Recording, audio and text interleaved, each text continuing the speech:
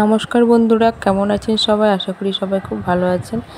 এখন সকাল 8টা বাজে আর আমি ঘুম থেকে উঠেই দেখি আমার মায়ের পুজো হয়ে গেছে।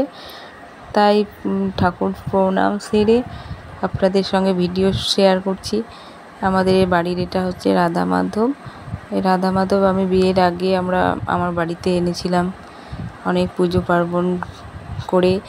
তারপর আনা হয়েছিল, ওই একটা গল্প আপনাদের সঙ্গে অন্য একদিন তুলে ধরবো। এই আমার মেয়েও সকাল সকাল ঘুম থেকে উঠে প্রণাম সেরে নিল।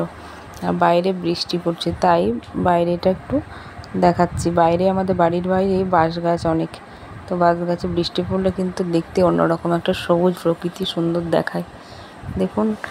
তাই আমি আর মেয়ে এসেছি বাইরে। বাড়ির আমাদের ঠিক বাইরে পিছনের দিকটা আমাদের বাঁশ গাছ আছে, ওইখানেই এসে একটু বসেছি সকালবেলা ঘুম থেকে উঠে। আমার মেয়েও আছে সাথে। আর এই যে এখন বিকেলবেলা আমার মেয়ে আর আমার দাদার মেয়ে এসেছে সাইকেল চালাতে। তাই ভিডিওটি কেমন লাগলো অবশ্যই জানাবেন। ধন্যবাদ।